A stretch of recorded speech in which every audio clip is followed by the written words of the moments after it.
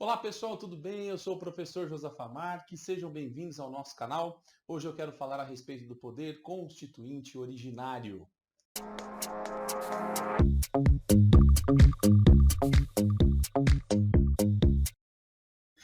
Pois bem, o que é esse poder constituinte originário? O nome ajuda. Poder constituinte, já se lembra do quê? Da Constituição Federal. Originário é aquele poder que dá à Assembleia Nacional Constituinte a autorização, a outorga, a autoridade para criar uma nova Constituição. E no poder constituinte originário, nós temos duas classificações. A primeira é o poder constituinte originário histórico e a segunda é o poder constituinte originário revolucionário. Você lembra o seguinte, que nós temos no nosso país inúmeras constituições.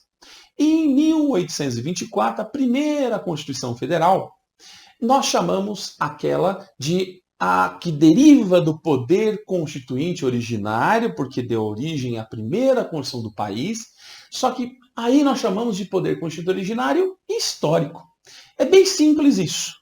O que seria, então, o poder constituinte originário histórico? A primeira Constituição de um país. Então, se cair numa prova, seja de concurso, da prova da OAB, sua prova na tua faculdade, seja onde for, perguntou do poder constituinte originário e histórico, você lembra da primeira Constituição do nosso país, de 1824, uma Constituição monárquica, né? Uma Constituição que foi outorgada. Por que outorgada? O rei entregou para o povo e o povo engole essa Constituição. Vamos lá, depois nós temos o poder constituinte originário, porque também dá origem a uma Constituição, só que revolucionário. Quais são as constituições que podemos colocar dentro dessa classificação? Todas as demais. A Constituição de 1891, que é a primeira Constituição republicana do nosso país, caiu a monarquia. Constituição de 1934, Constituição getulista de 1937, a Constituição de 1946, desculpa, já estava indo para a de 67, depois a Constituição de 67 dos militares. Alguns dizem que é a Constituição, outros dizem que não. A de 1969, que eu entendo que é uma Constituição, e a nossa de 1988.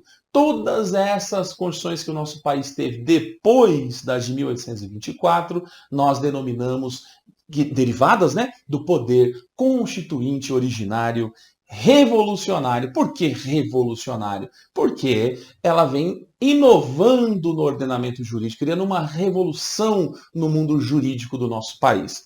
Outra coisa importante é as características do poder constituinte originário. Veja, se é originário, é inicial, dá início a uma nova Constituição Federal.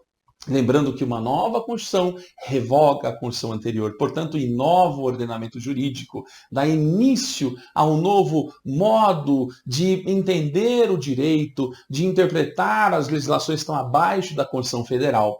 Essa Constituição também, né, esse poder constituinte originário também é, como segunda característica, incondicionado. Por que incondicionado? Respeita-se apenas a Assembleia Nacional Constituinte, que tem ali um poder de fato para criar uma nova Constituição, mas não há nenhuma subjugação à Constituição anterior, portanto é incondicionado, não tem nenhuma condição, não se deve respeitar nenhuma condição anterior.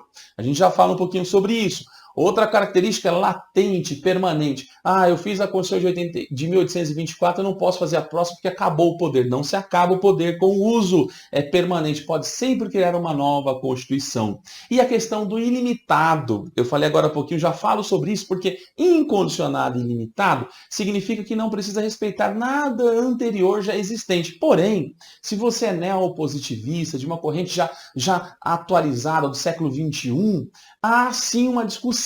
Será que na criação de uma nova Constituição não se deva respeitar todos aqueles direitos fundamentais que estão nos tratados internacionais, aqueles direitos humanos que estão nos tratados internacionais, como, por exemplo, a Declaração Universal dos Direitos Humanos de 1948?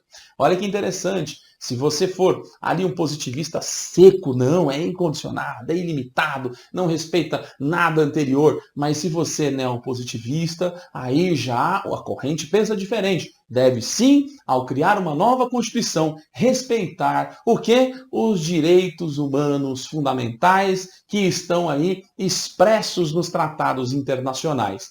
Eu vou ficando por aqui, deixo para você um grande beijo, um grande abraço e até o nosso próximo encontro. Até mais, pessoal!